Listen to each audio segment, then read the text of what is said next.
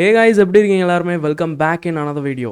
நம்ம வந்து நம்மளோட வெப் டெவலப்மெண்ட் கோர்ஸை இப்போ கண்டினியூ பண்ணிகிட்டு இருக்கோம். அண்ட் இன்றைக்கி இந்த வீடியோவில் நம்ம எதை பற்றி பார்க்க போகிறோம்னா ரெஸ்பான்சிவ் டிசைனெல்லாம் எப்படி க்ரியேட் பண்ணுவாங்க அதை பற்றி லைட்டாக கொஞ்சம் பார்க்க போகிறோம்.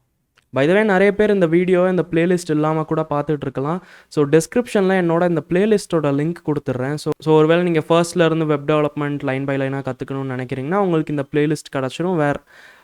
வீடியோஸ் லைன் பை லைனாக நான் போட்டுகிட்டே இருப்பேன். ஓகேங்களா? ஸோ ரெஸ்பான்சிவ்னஸ் பற்றி போன வீடியோவில் நான் எக்ஸ்பிளைன் பண்ணியிருந்தேன், ரைட்? அதாவது உங்கள் ஸ்க்ரீன் சைஸ் வந்து குட்டியாச்சுன்னா அண்ட் பெருசாச்சுன்னா அதுக்கேற்ற மாதிரி அதெல்லாமே அட்ஜஸ்ட் ஆயிடணும், ரைட்? ஸோ அந்த மாதிரி விஷயத்தை தான் நம்ம ரெஸ்பான்சிவ்னஸ்ன்னு சொல்லுவோம். ஸோ முன்னாடியெல்லாம் பார்த்தீங்கன்னா எப்படி நடக்கும்னா, ஒரு வெப் டெவலப்பர் வந்து நார்மலாக டெஸ்க்டாப்க்கு தான், முன்னாடியெல்லாம் கம்ப்யூட்டர் மட்டும்தானே ரொம்ப இருக்கும். ஸோ டெஸ்க்டாப்க்கு மட்டும் வெப்சைட் உருவாக்கிடுவேன். அண்ட் ஃபோனுக்கு உருவாக்கணும் அப்படின்னா அதுக்குன்னு தனியாக சார்ஜ் பண்ணுவேன். அந்த மாதிரிலாம் நடந்துகிட்டு இருக்கும். ஆனால் இப்போ இருக்கிற உலகத்தில் எப்படி ஆயிடுச்சுன்னா, மோஸ்ட்லி ஃபோன்ஸ் தான் நிறைய பேர் யூஸ் பண்ணுவாங்க. ஸோ ஒரு வெப்சைட்டை நீங்கள் ரெஸ்பான்சிவாக எல்லா ஸ்க்ரீனுக்கு ஏற்ற மாதிரி உருவாக்கலைன்னு வச்சுக்கோங்களேன், அந்த கிளைண்ட் ரொம்ப கடுப்பாயிருவேன். என்னடா ரெஸ்பான்சிவாக கூட உருவாக தெரில அப்படின்ற மாதிரி ஆயிடுவேன். ஓகேங்களா? அண்ட் இப்போ இருக்கிற உலகத்தில் அது வந்து ஒரு நெசசிட்டி. ஓகேங்களா? கண்டிப்பாக நீங்கள் ஒரு வெப்சைட் உருவாக்குறீங்கன்னா அது ரெஸ்பான்சிவாகவும் இருக்கணும். ஸோ ஒரு வெப்சைட்டை ரெஸ்பான்சிவ் ஆக்குறதுக்கு நிறைய விஷயங்கள் நிறைய விஷயங்கள் ஹெல்ப்ஃபுல்லாக இருக்கும். லைக் போன வீடியோவில் நம்ம ஃப்ளெக்ஸ் பாக்ஸ்ன்னு சொல்லிட்டு ஒன்று பார்த்தோம், ரைட்? ஸோ அந்த மாதிரி நிறைய விஷயங்கள் இருக்குது, அதெல்லாம் நம்மளுக்கு ஹெல்ப்ஃபுல்லாக இருக்கும். அண்ட் மீடியா குவைரிஸ்ன்னு சொல்லிட்டு ஒன்று இருக்குது, ஃபாண்ட் சைஸ் யூனிட்ஸ், அப்புறம் நிறைய விஷயங்கள் இருக்குது. ஓகேங்களா? எல்லாத்த பற்றியும் நான் எக்ஸ்பிளைன் பண்ணுறேன். ஸோ கைஸ், நான் பேசிக்கலாக ஒரு டிவ் உருவாக்க போகிறேன். ஓகேங்களா? அதுக்கு கிளாஸ் கண்டெய்னர்னு கொடுக்க போகிறேன். ஓகே, லாஸ்ட் வீடியோவில் நம்ம பண்ணியிருந்தோம்ல அதே மாதிரி. அண்ட் உள்ளக்க வந்து சும்மா நான் ஒரு 3 ஹெட்டிங் போட்டுடுறேன். ஸோ H3 யூஸ் பண்ணுவோம். உங்களுக்கு எது வேணாலும் யூஸ் பண்ணலாம். நான் H3 யூஸ் பண்ணிட்டு ஹெட்டிங்கில் ஏதாச்சும் எழுதலாம். லெட்ஸ் சே ஹலோ தேர் அப்படின்னு எழுதுவோம். ஓகே, அப்புறம் இதுக்கு ஒரு ஐடி கொடுத்துருவோம். ஐடி வந்து என்ன கொடுக்கலாம்னா ஃபஸ்ட்டுன்னு கொடுத்துருவோம். இதே மாதிரி 3 உருவாக்குவோம். அடுத்ததுக்கு ஐடி செகண்டுன்னு கொடுத்துருவோம். மூணாவதுக்கு ஐடி தேர்டுன்னு கொடுத்துருவோம். உள்ளக்க ஹலோ தேர்ன்னு போட்டிருக்கு, அதுக்கு பதிலாக வேறு ஏதாச்சும் மாற்றிடுறேன். Okay, so as you can see நான் வந்து என்ன பண்ணியிருக்கேன்னா ஹலோ தேர்னு எழுதியிருக்கேன். அப்புறம் அடுத்த லைனில் வணக்கம் நண்பர்களேன்னு போட்டிருக்கேன். அதுக்கு அடுத்த லைனில் நமஸ்தே தோஸ்தோன்னு போட்டிருக்கேன். சரிங்களா? ஹலோ தேருக்கு பதிலாக ஹலோ ஃப்ரெண்ட்ஸ்ன்னு போட்டுருவோம். சரிங்களா? ஓகே, அப்புறம் கோ லைவும் கொடுத்துருவோம். So as you can see hello friends, வணக்கம் நண்பர்களே, அப்புறம் நமஸ்தே தோஸ்தோ அப்படின்னு வந்துருச்சு. இது வந்து கார்னர்லேருந்து வந்துட்டுருக்கு. ஸோ இதுக்கு வாங்க கொஞ்சம் அலைன்மெண்ட் ஆட் பண்ணுவோம். ஓகேங்களா? ஸோ நான் வந்து இங்கே ஹெட்டுக்குள்ளே ஸ்டைல் டேக் எழுதிட போகிறேன். அண்ட் பை த வே நீங்கள் நினச்சா புது CSS ஃபைல் கூட உருவாக்கலாம். பட் எனக்கு வந்து உங்களுக்கு காமிக்கிறதுக்கு இதுதான் கம்ஃபர்டபுளாக இருக்குது. ஸோ நான் இங்கே ஸ்டைல் டேக் யூஸ் பண்ணுறேன். அண்ட் இதில் வந்து நான் வந்து பேசாமல் H3 இருக்குல்ல, ஹெட்டிங் H3K டெக்ஸ்ட் அலைன் அப்படின்றத சென்டர்னு ஆக்கிடுறேன். ஓகேங்களா? அப்படி ஆக்கிட்டேன்னா H3க்குள்ளே என்னெல்லாம் இருக்கோ அது எல்லாமே சென்டரில் போய் நின்றுடும். ஸோ பார்த்துக்கோங்க, சென்டரில் வந்துருச்சு. ஸோ பேசிக்கலாக இப்போ நான் வந்து உங்களுக்கு சில விஷயங்கள் சொல்லித்தர போகிறேன். அது என்னென்னா சைஸ் யூனிட்ஸ். சரிங்களா? ஸோ இருங்க உங்களுக்கு எக்ஸ்பிளைன் பண்ணுறேன். இப்போ ஃபார் எக்ஸாம்பிளுக்கு நான் வந்து நம்மளோட அந்த ஃபர்ஸ்ட் அப்படின்றது இருக்குல்ல, அதாவது ஹலோ ஃப்ரெண்ட்ஸ் அப்படின்றதுக்கு, ஸோ இருங்க, ஃபர்ஸ்ட் அப்படின்றதுக்கு நான் என்ன பண்ண போகிறேன்னா ஃபாண்ட் சைஸ், ஓகே, ஏதாச்சும் வைக்க போகிறேன். ஃபாண்ட் சைஸில் பார்த்தீங்கன்னா நம்ம நார்மலாக பிக்சல்ஸ் அப்படின்னு சொல்லிட்டு ஒன்று யூஸ் பண்ணோம், PX அப்படின்னு. ஸோ இன்றைக்கி நான் உங்களுக்கு என்ன சொல்லித்தர போகிறேன்னா EM அப்படின்னு சொல்லிட்டு ஒன்று இருக்குது, அதை சொல்லித்தர போகிறேன். ஓகே, ஸோ லெட்ஸே நான் 10 EM அப்படின்னு வச்சுக்கிட்டேன். ஓகே, ஃபாண்ட் சைஸ் வந்து 10 EM அப்படின்னு வச்சுக்கிறேன். ஸோ இந்த EM அப்படின்றதுக்கு என்ன அர்த்தம்னா நம்மளோட பேரண்ட் இருப்பாங்களே, பேரண்ட், ரைட்? ஸோ பேரண்ட்டுக்குள்ளே எவ்வளோ சைஸ் நம்ம போட்டிருக்கோமோ, ஓகே, நல்லா கவனிங்க, பேரண்ட்டுக்குள்ளே நம்ம எவ்வளோ சைஸ் போட்டிருப்போமோ அது இன்ட்டு இந்த 10 EMன்னு போட்டிருக்கேன்னா, அப்போ லெட்ஸே பேரண்ட்டுக்குள்ளே நம்ம 5ன்னு போட்டிருக்கோம். ஸோ 5 × 10 எவ்வளோ? 500. ஸோ 500 பிக்சல்ஸாக மாறிடும். நான் சொல்கிறதுக்கு பேசாமல் செஞ்சு காமிச்சிடுறேன். ஓகே, ஸோ நம்ம ஃபர்ஸ்ட் அப்படின்றதோட பேரண்ட் யார்? கண்டெய்னர் அப்படின்றவர் தான். ஸோ டாட் கண்டெய்னர் அப்படின்னு போட்டுட்டு அதுக்குள்ளே நான் என்ன போட போகிறேன்னா ஃபாண்ட் சைஸ் வந்து லெட்ஸே நான் சும்மா 10 பிக்சல்ஸ்ன்னு வச்சிடுறேன். சரிங்களா? 10 பிக்சல்ஸ்ன்னு வச்சிடுறேன். ஸோ இப்போ என்ன நடக்கும்னா நம்மளோட ஃபர்ஸ்ட்டோட ஃபாண்ட் சைஸ் என்ன ஆயிரும்னா 10 பிக்சல்ஸு இன்ட்டு 10 × 10 எவ்வளோ? 100. ஸோ 10 பிக்சல்ஸ் × 10 100 பிக்சல்ஸாக மாறிடும். சரிங்களா? யாரோடது? இந்த ஃபர்ஸ்ட்டோட ஃபாண்ட் சைஸ், அதுதான் வந்து EM. பேரண்ட் எவ்வளோ வச்சுருப்பாங்களோ சைஸு அது இன்ட்டு இதோட நம்ம எவ்வளோ சைஸ் போட்டிருக்கோமோ அந்த size. Okay, so as you can see பாருங்கள் ரொம்ப பெருசாக மாறிடுச்சு, ரைட்? ஸோ இங்கே பார்த்தீங்கன்னா ஃபாண்ட் சைஸ் 10 தான் போட்டிருக்கு. ஓகே, ஸோ கம்ப்யூட்டர்டுன்னு போட்டிருக்கு பார்த்தீங்களா பக்கத்தில். கம்ப்யூட்டரில் கிளிக் பண்ணுங்கள் அண்ட் கீழே ஸ்க்ரோல் பண்ணிட்டு இங்கே பாருங்கள் ஃபாண்ட் சைஸ்ன்றது 100 பிக்சல்ஸ்ன்னு காமிக்குது. ஓகேங்களா, இந்த கம்ப்யூட்டருக்குள்ளே இப்போ என்ன கம்ப்யூட் ஆகிட்டு வந்திருக்கோ அதெல்லாம் காமிக்கும். ஓகே, ஸோ ஐ ஹோப் உங்களுக்கு புரிஞ்சிருக்கும். ஆனால் எவ்வளோ ஈஸியாக தெரியுதோ அவ்வளோ ஈஸி கிடையாது. இது லைட்டாக குழப்பம். ஓகேங்களா, லைட்டாக இல்லை, கொஞ்சம் ரொம்பவே குழப்பம். என்னன்னா இப்போ ஃபாண்ட் சைஸ் நான் 10 ஆக்கிட்டேன், அதை கொஞ்சம் கம்மி ஆக்கிக்குவோம். ஓகே, லெட்ஸே 3 ஆக்கிக்குவோம். ஓகே, 3 ஆக்கிட்டேன்.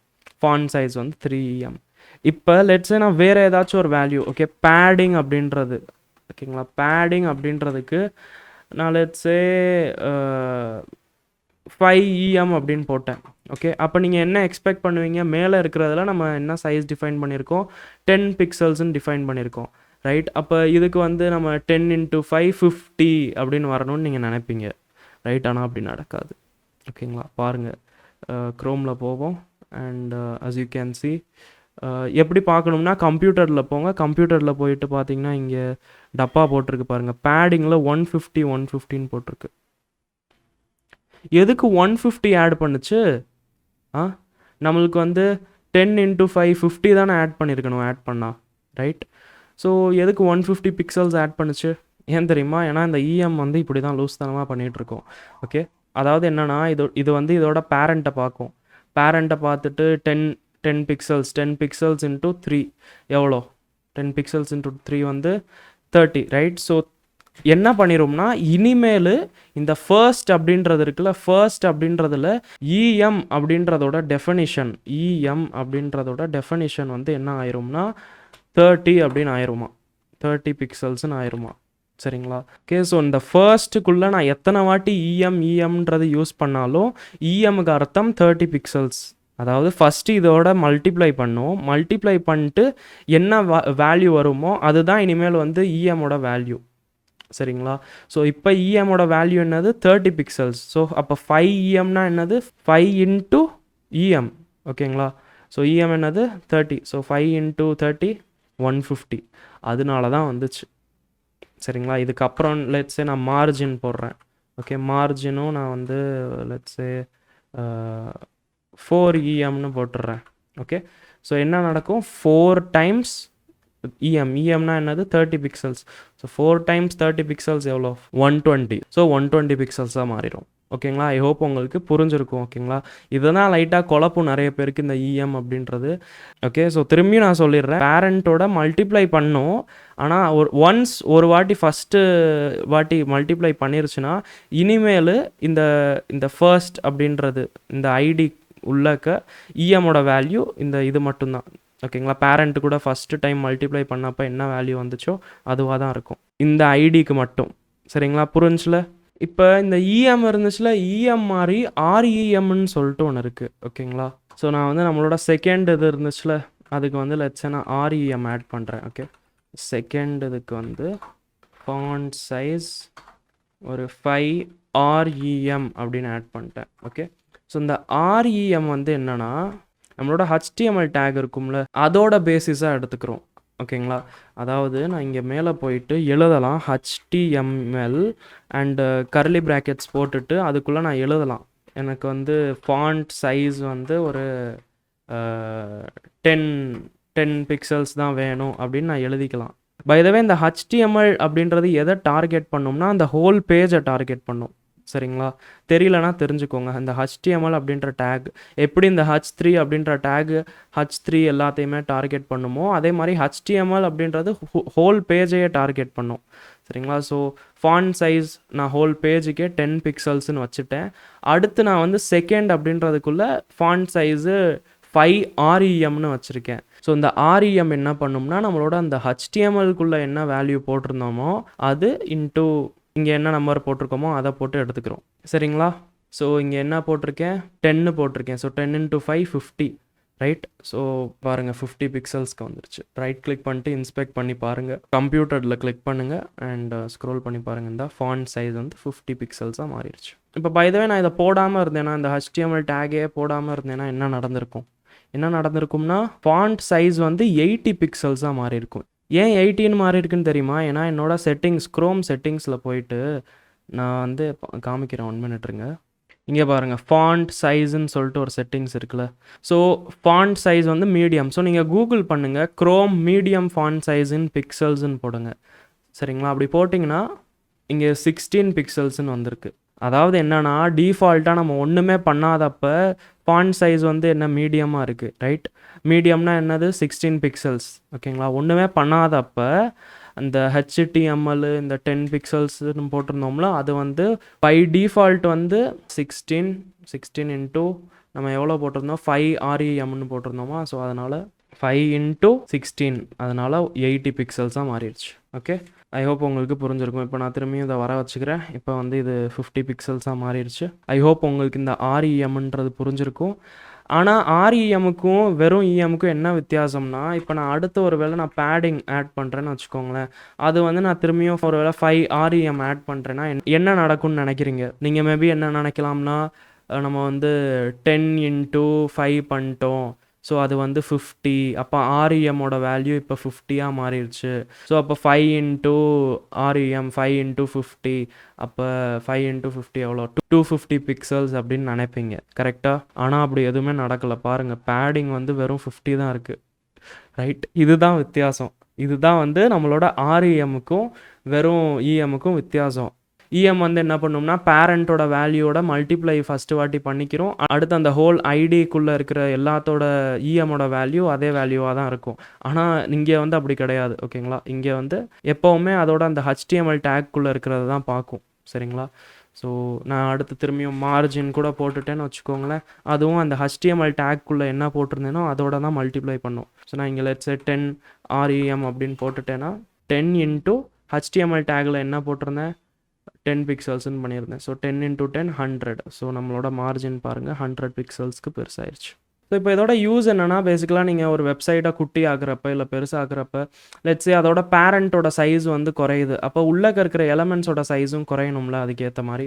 ஸோ அந்த மாதிரி நேரத்தில் யூஸ் ஆகும். இப்போதைக்கு இது உங்களுக்கு புரியாத மாதிரி இருக்கும், பட் நம்ம அந்த மாதிரி வெப்சைட்ஸ் எல்லாம் இனிமேல் ப்ராக்டிஸ் பண்ணுவோம், அப்போ உங்களுக்கு நல்லா புரியும்.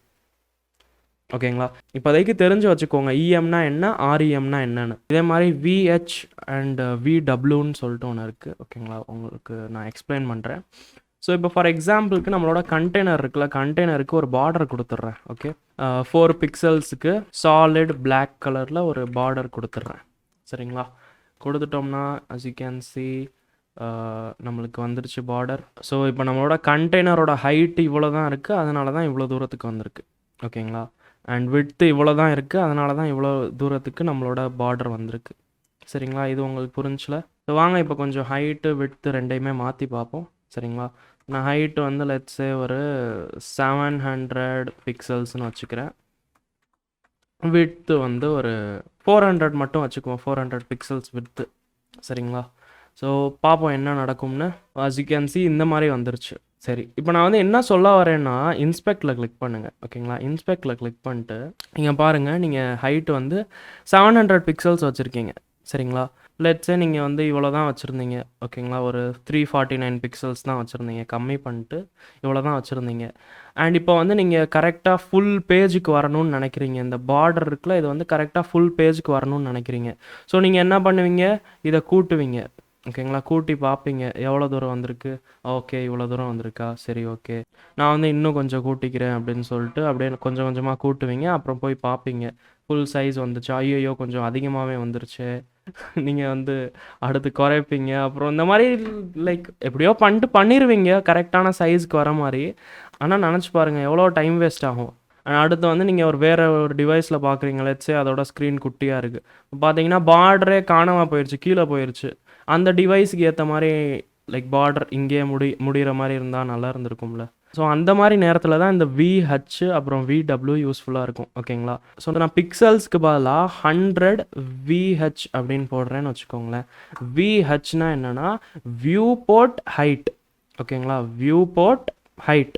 உங்கள் கண்ணுக்கு என்னெல்லாம் தெரியுதோ அதை தான் வியூ போர்ட். சரிங்களா? எனக்கு கண்ணுக்கு இந்த ஸ்க்ரீன் தெரியுது, இந்த ஒயிட் கலர் ஸ்க்ரீன், இதுதான் வியூ போர்ட். ஸோ வியூ போர்ட்டோட ஹைட் எவ்வளோ இருக்குமோ அவ்வளோ எடுத்துக்கிறோம். எப்போ எடுத்துக்கிறோம், நம்ம 100 VHன்னு போட்டால். சரிங்களா? அதாவது இதை பர்சன்டேஜ் மாதிரி எடுத்துக்கோங்க ஓகேங்களா. இப்போ நான் 100 VH போட்டேன்னா வியூ போர்ட் ஃபுல் 100% ஃபுல்லாக எடுத்துக்கிறோம். ஓகே, இப்போ நான் வந்து ஜஸ்ட்டு 10 VHன்னு போட்டேன்னா ஃபுல் வியூ போர்ட்டோட வெறும் 10% மட்டும் எடுத்துக்கிச்சு. புரியுதுல உங்களுக்கு? ஸோ பர்சன்டேஜ் மாதிரி நீங்கள் பார்த்துக்கோங்க. என்னென்னா VHனா வியூ போர்ட்டு ஹைட்டு. ஸோ அதுக்கு முன்னாடி நம்ம என்ன நம்பர் போடுறோமோ அத்தனை பர்சன்டேஜ் ஆஃப் வியூ போர்ட் ஹைட்டை கவர் பண்ணிக்கிறோம். சிம்பிள். புரிஞ்சுல? லெட்ஸ் நான் 1000ன்னு போட்டேன்னா என்ன நடக்கும்னா நம்ம வியூ போர்ட் ஹைட்டுன்றது இவ்வளோ தூரம் தான், இதுதான் நம்மளோட 100%. ஆனால் நான் 1000ன்னு போட்டிருக்கேன். ஸோ அப்போ இது அதை விட இன்னும் அதிகமாக 10 மடங்கு அதிகமாக, அதாவது 1000 டிவைடட் பை 100 பண்ணுங்கள், எவ்வளோ 10. ஸோ 10 மடங்கு அதிகமாக இன்னும் வந்துடும். சரிங்களா? சும்மா பர்சன்டேஜ் மாதிரி பார்த்து. ஸோ ரொம்ப கீழே நான் ஸ்க்ரோல் பண்ணிக்கிட்டே போகிறேன். இப்போ போய் முடியுது. ரைட், உங்களுக்கு புரிஞ்சுல VHனா என்னென்னு? அதே மாதிரி VH மாதிரி தான் VWவும் இருக்குது. ஓகேங்களா? இப்போ விட்த்துக்கு நான் 400 பிக்சல்ஸ்ன்னு போட்டிருக்கேன்னா நான் ஜஸ்ட்டு 100 VW அப்படின்னு போட்டேன்னா ஃபுல்லாக எடுத்துக்கிறோம். சரிங்களா? விட்த்து ஃபுல்லாக எடுத்துக்கிச்சு பாருங்கள், ஃபுல் விட்த்தை எடுத்துக்கிச்சு. 50 போட்டோம்னா 50% எடுத்துக்கிறோம். ஓகே, ஸோ ஐ ஹோப் உங்களுக்கு இது புரிஞ்சுல? ஸோ இந்த வீடியோவில் நம்ம EMனா என்ன, REMனா என்ன, VHனா என்ன, அப்புறம் VWனா என்னன்னு பார்த்தோம். ஓகே, அண்ட் இதெல்லாம் எதுக்கு யூஸ் ஆகும் அப்படின்னு கேட்டிங்கன்னா, அதெல்லாம் நம்மளுக்கு ரெஸ்பான்சிவான டிசைன்லாம் உருவாக்குறதுக்கு யூஸ் ஆகும். ஓகேங்களா? ஸ்க்ரீன் குட்டி ஆகிறப்ப அதுக்கேற்ற மாதிரி எல்லாமே குட்டி ஆகிற அந்த மாதிரி விஷயங்களுக்கெல்லாம் ஹெல்ப் ஆகும். ஓகே, ஆனால் இப்போதைக்கு இது ஜஸ்ட் நீங்கள் தெரிஞ்சுக்கிட்டால் போதும். ஓகேங்களா? ஏன்னா இப்போ தான் நம்ம இந்த பிளேலிஸ்ட்டை ஆரம்பித்து கொஞ்சம் கொஞ்சமாக வந்துக்கிட்டு இருக்கோம். ஓகேங்களா? அண்ட் ரொம்ப கஷ்டமாக இருக்குலாம் நினைக்காதீங்க. நீங்கள் அப்புறம் ப்ராக்டிஸ் நம்ம வெப்சைட் உருவாக்குவோம்ல, அப்போ உங்களுக்கு கரெக்டாக புரிய வரும். இப்போதைக்கு ஜஸ்ட் தெரிஞ்சு வச்சுக்கோங்க இந்த EM, REM, VH, VW எல்லாத்தையும். ஓகேங்களா? So video like, comment, share எல்லாம் பண்ணிடுங்க. நான் டெய்லி ஒவ்வொரு வீடியோ போட்டுட்ருக்கேன். ஸோ கொஞ்சம் நீங்கள் சப்போர்ட் பண்ணிங்கன்னா ரொம்ப நல்லாயிருக்கும். ஸோ தேங்க் யூ ஃபார் வாட்சிங் திஸ் வீடியோ. நான் உங்களை அடுத்த வீடியோவில் பார்க்குறேன். Up to that keep learning, keep practising and keep வாட்சிங். கோடிங் அண்ணா.